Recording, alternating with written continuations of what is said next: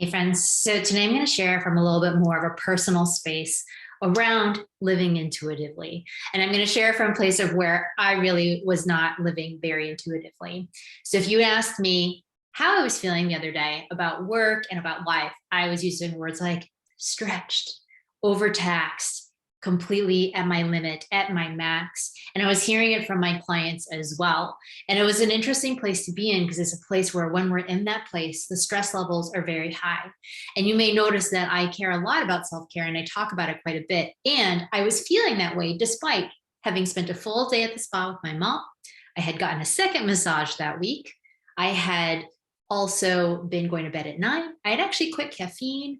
I wasn't drinking alcohol. I was doing all kinds of things to take care of my own mental state. And yet I was feeling this way. So you might wonder, well, what was going on? Great question. And what was happening is during that time, if you asked me to describe what was going on, especially with work, I was trying to get everything exactly right. And when I heard myself say those words, exactly right, I saw what was really going on. My inner perfectionist, she likes to lay dormant sometimes, but then she'll come roaring back in the middle of really intense experiences and say, hello, I'm here and I am in charge.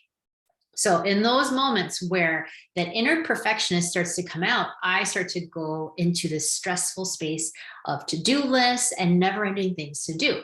So if this is resonating for you and you're like, okay, I'm very familiar with this experience, pop a yes below because this conversation is for you.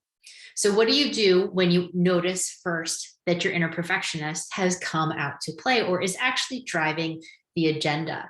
Typically what's happening is your to-do list is insane. You're not sleeping very well. You're feeling stressed out by everything. You feel like if you drop a single ball, the whole world will come crashing down and you might die. Dramatic, I know, but that's how dramatic your inner perfectionist can be. So if your inner perfectionist likes to come out to play, here are the simple steps you can take to help yourself out of that. And the first step is simply first to say, oh, hello, you. Oh, it's nice to see you again. Maybe not so nice to see you again, but hey, you're here. I'm going to acknowledge you. So you acknowledge first that your inner perfectionist has come. And then the next step is actually to do something to get yourself grounded. So when your inner perfectionist is around, you're flaky and flighty, your mind is everywhere, you're not grounded, you're not in your feet. So the second step is to do something to get grounded and to get connected. My example, I went on a hike. I was actually feeling quite tired, but I still went on a hike because I knew that it would help me feel connected. It would take me off of my phone, which creates a lot of additional stress. And it would just get me back into my body and it would help me feel like myself again. And once I did that, I did feel so much better. And then I could go into my third step, which was to start to lead my day from intuition. And rather than leading my day from all the things on my to-do list, I actually started to listen into a place where I'm like, what is it time for me to do right now? And to start to execute from that place. And from executing from intuition, this is the place where you'll start to have freedom and flow, where you'll start to trust that everything that's getting done is getting done, and that you don't actually have to do everything yourself, that is support and networks and other things for you to do. How did I get all of these things to happen? I asked for help.